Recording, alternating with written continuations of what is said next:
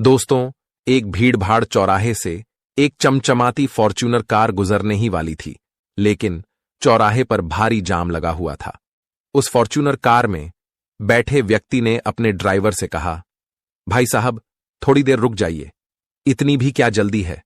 सामने बहुत सारे लोग खड़े हैं और मुझे लग रहा है कि जाम काफी दूर तक फैला हुआ है, इसलिए जल्दबाजी मत करो, आराम से चलो। ड्राइवर ने उसके निर्देशानुसार कार को वहीं चौराहे पर रोक लिया, तब तक के लिए जब तक जाम खाली ना हो जाए। तो दोस्तों, आज की कहानी वाकई में दिल को झकझोर देने वाली और दिल को छू जाने वाली या सीख देने वाली है और सचेत भी करेगी। लेकिन दोस्तों, वीडियो में आगे बढ़ने से पहले अगर आप हमारे चैनल पर नए हैं तो कृपया चैनल को सब्सक्राइब कर लें और इस वीडियो को लाइक जरूर करें। आपके सपोर्ट से हमारा हौसला बढ़ता है और हम आपके लिए इसी तरह की अनोखी और महत्वपूर्ण कहानियां लेकर आते रहेंगे। तो चलिए आज की सच्ची कहानी शुरू करते हैं। दोस्तों, 14 अगस्त 2015 की बात है। उत्तर प्रदेश का एक डिस्ट्रिक्ट है कन्नौज, और इसी कन्नौज में एक नगर है छिबरामऊ। मैंने पहले जिस चौराहे की बात की थी वही छिबरामऊ का चौराहा है, जहां जाम लगा हुआ था। इसी जाम में एक फॉर्च्यूनर कार रुकी हुई थी, जिसके मालिक सत्येंद्र चौहान थे। सत्येंद्र जी किसी विशेष काम से दिल्ली जा रहे थे।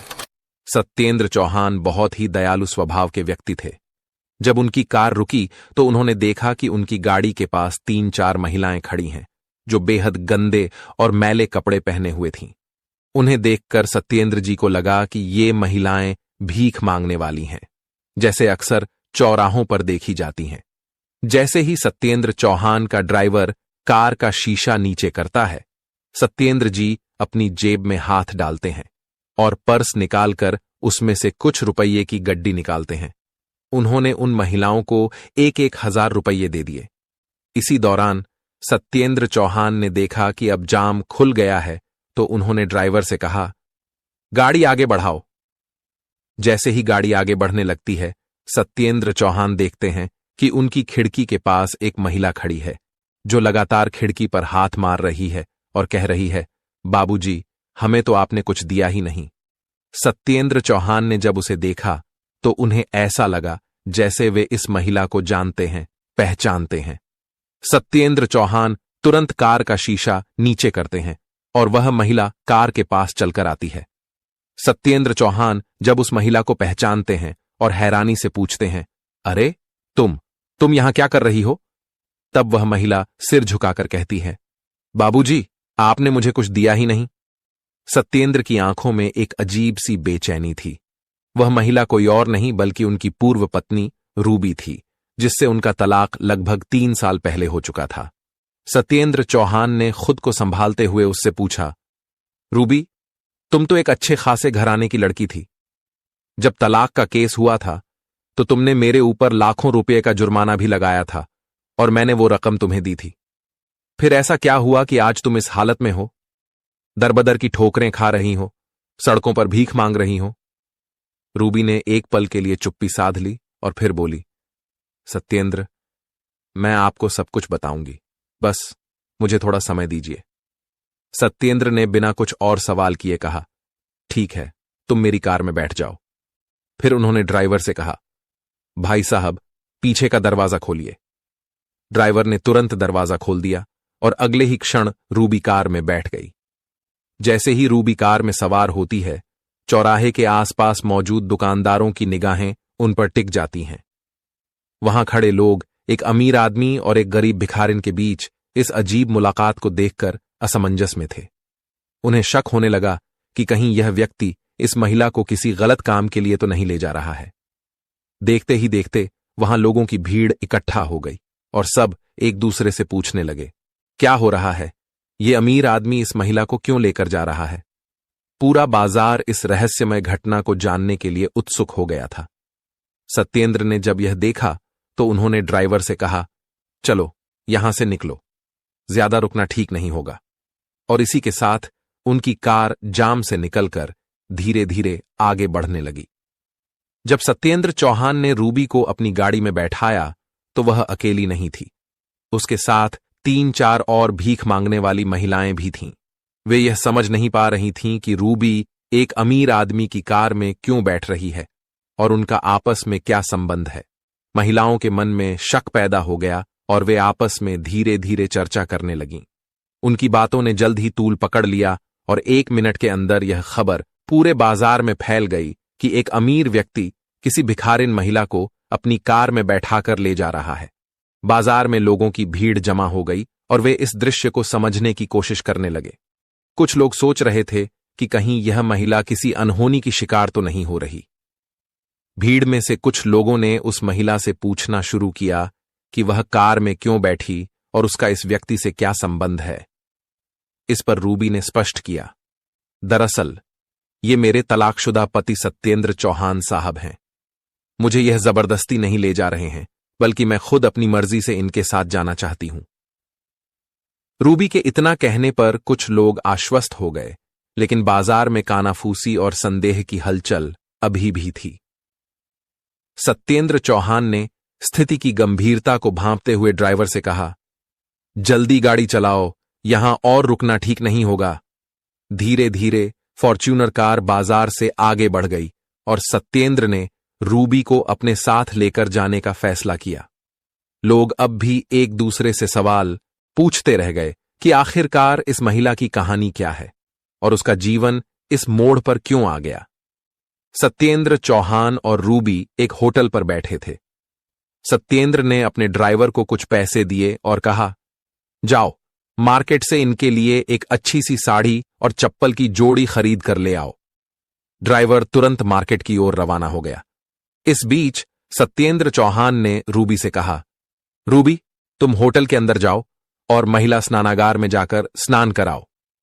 रूबी, जो पहले ही अपने हालात से टूट चुकी थी, चुपचाप होटल के स्नानागार में चली गई। स्नान के बाद वह खुद को तरोताजा महसूस कर रही थी। जब वह बाहर आई तो ड्राइवर उसके लिए नई साड़ी और चप्पल लेकर आ चुका था। सत्येंद्र ने उसे नई साड़ी पहनने के लिए कहा।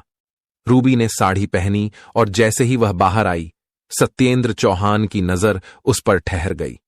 वह एक पल के लिए उसकी ओर देखता ही रह गया। रूबी की बदली हुई सूरत और उसके चेहरे की मासूमियत ने सत्येंद्र को पुरानी यादों में वापस खींच लिया।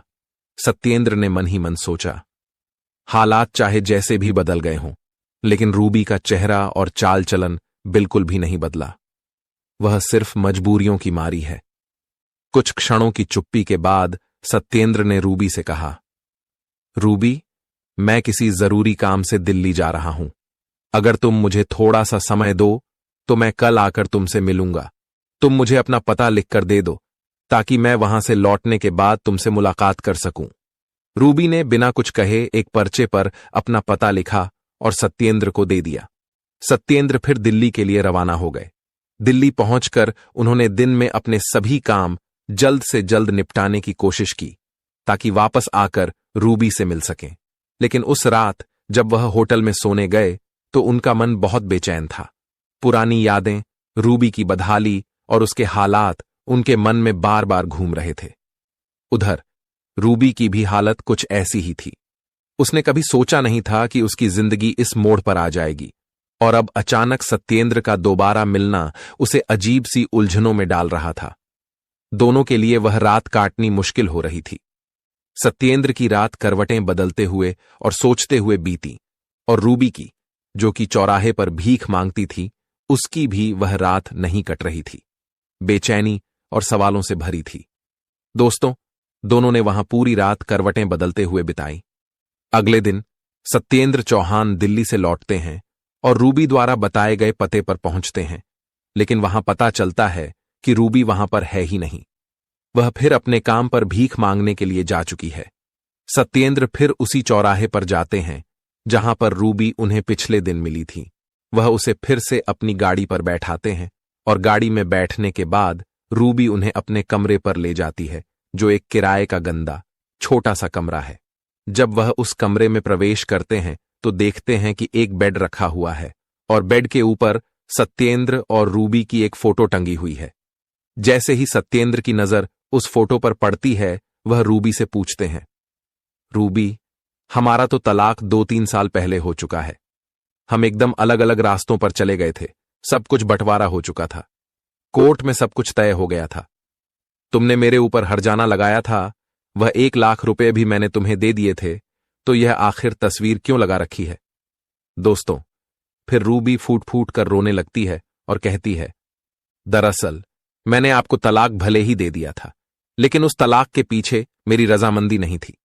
मैं दरअसल आपको कभी तलाक देना ही नहीं चाहती थी। मैं आज भी आपको उतना ही प्यार करती हूं जितना कि शादी के बाद किया करती थी। सत्येंद्र चौहान, जो इस जवाब से हैरान थे, कहते हैं, फिर तुमने मुझे तलाक क्यों दे दिया? तब वह पूरी कहानी बताती है और कहती है, दरअसल मेरे एक जीजा होते हैं, मेरे पिता और मेरा एक भाई भी है। सत्येंद्र, तुम एक बड़े बिजनेसमैन थे और तुम्हारे पास बहुत सारी संपत्ति थी। तुम इकलौते बेटे थे और तुम्हारे पास अकूत धन था। जब हमारी शादी हुई थी तो मेरे घर वालों ने तुम्हारे घर का रिश्ता देखने के लिए भेजा था। उन्होंने देखा कि तुम्हारे पास सब कुछ भरा पूरा है और तुम बहुत बड़े रहीश, बड़े आदमी हो। रूबी की बात सुनकर सत्येंद्र चौहान का दिल भर आया। वह समझ गए कि रूबी के परिवार ने उनके धन दौलत के बारे में क्या, और यह सब उनके बीच की स्थिति को और भी जटिल बना रहा था। वह लोग सोचते हैं कि हमें चाहे जो करना पड़े, लेकिन लड़का इकलौता है, इसलिए हम शादी इसी के यहां करेंगे। और लास्ट में होता भी वही, वह शादी सत्येंद्र चौहान से ही होती है।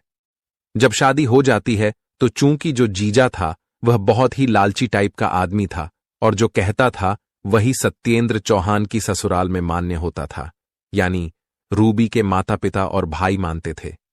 जब रूबी दुल्हन बनकर सत्येंद्र चौहान के घर जा चुकी थी तो जैसे जैसे 1-2 साल रिश्ता चलता है, उसके बाद धीरे धीरे उसके जीजा, भाई, मां बाप सब लोग रूबी को कहीं न कहीं से चढ़ाने लगते हैं। वह बहक कर आ जाती है और अपना घर खुद ही तोड़ने पर उतावली हो जाती है। स्थिति यहां तक पहुंच जाती है कि दोनों का आपस में तलाक का केस चलता है।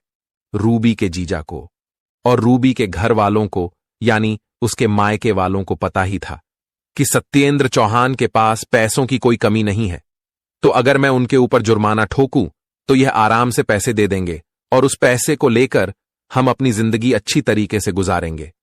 लेकिन रूबी को इस चीज की भनक नहीं थी कि ये लोग उसका घर बिगाड़ रहे हैं, उसका घर फूंक रहे हैं और उसके साथ धोखा दे रहे हैं। रूबी भी अपने परिवार के दबाव में आकर धीरे धीरे बदलने लगती है। रूबी अपने मम्मी पापा और अपने भाई के कहने पर यह सारा कृत्य करती थी और अंत में कोर्ट में दोनों का तलाक हो जाता है।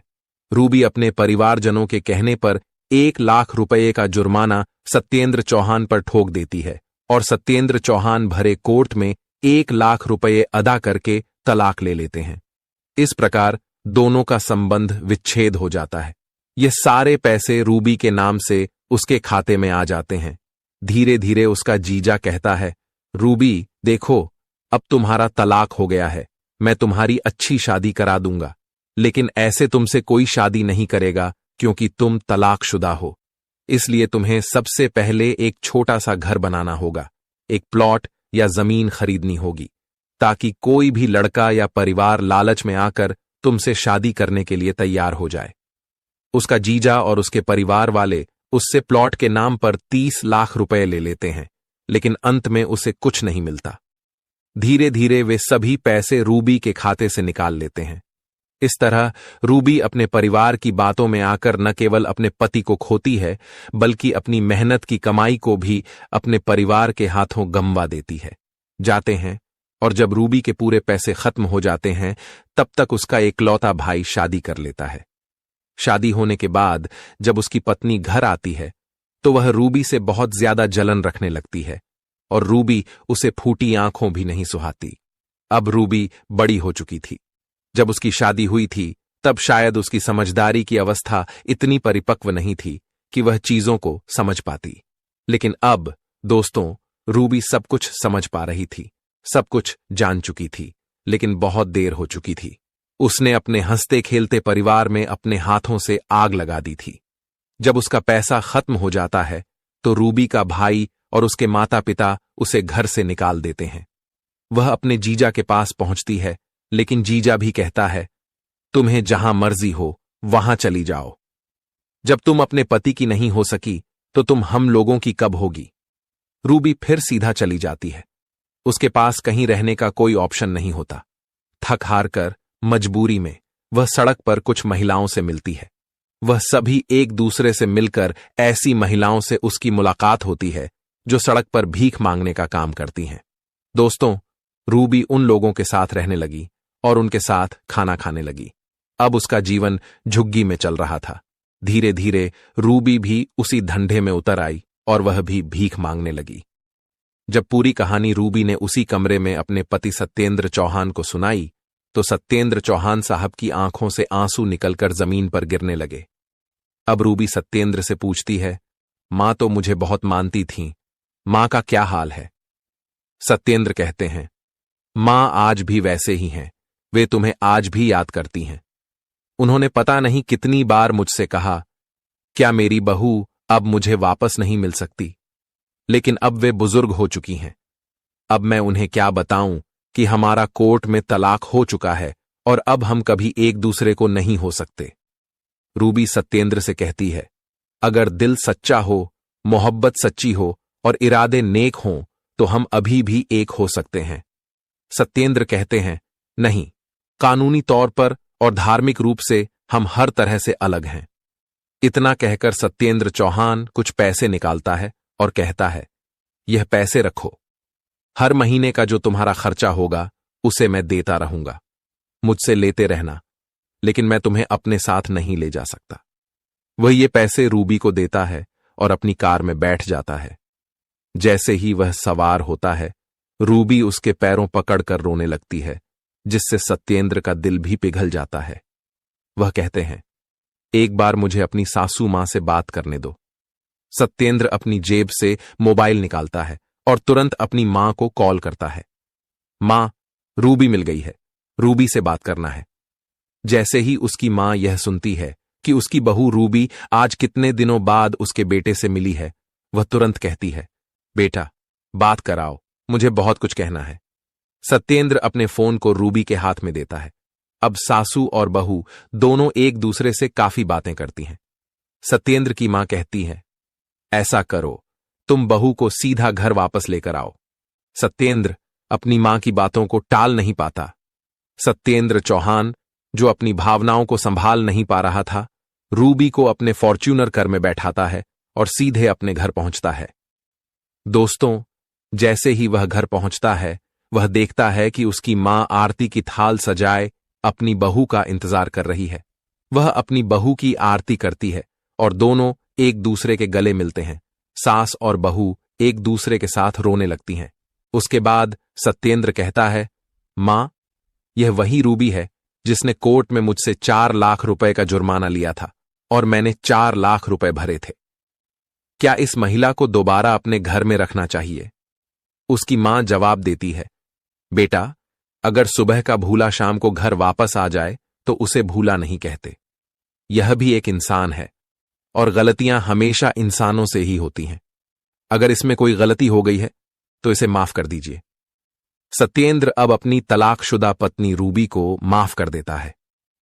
दोस्तों, सत्येंद्र और रूबी दोनों एक बार फिर अपनी नई जिंदगी की शुरुआत करते हैं और एक साथ बड़े प्यार से रहने लगते हैं। दोस्तों, कभी कभी जिंदगी में ऐसे पल आते हैं जब हमारे रिश्ते, हमारे अपने ही हमें छोड़ जाते हैं, हमें दर्द देते हैं और हम खुद को अंधकार में घिरा महसूस करते हैं। ऐसा ही कुछ हुआ सत्येंद्र और रूबी के साथ। एक समय था जब रूबी ने सत्येंद्र से अलग होने का निर्णय लिया और कोर्ट में 4 लाख रुपए का जुर्माना भी लगाया। लेकिन दोस्तों, यह कहानी सिर्फ अलगाव की नहीं है, यह कहानी है पुनर्मिलन की, माफी की और सबसे बड़ी बात, इंसानियत की।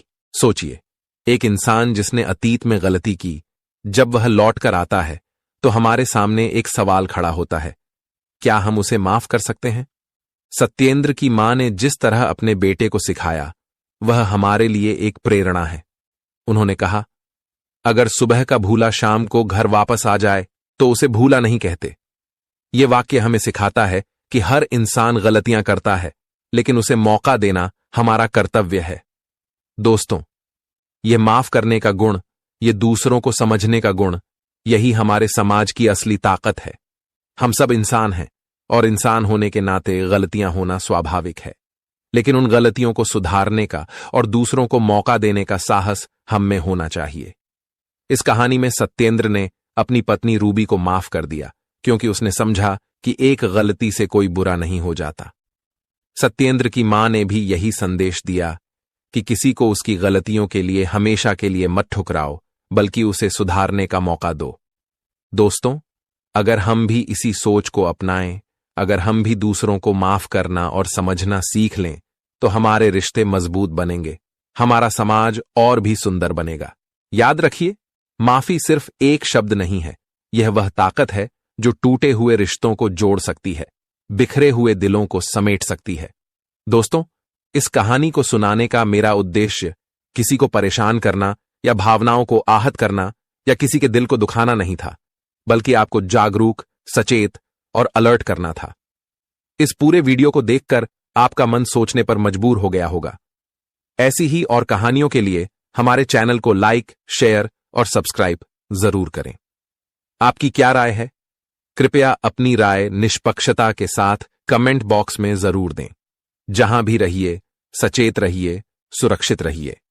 बहुत बहुत धन्यवाद।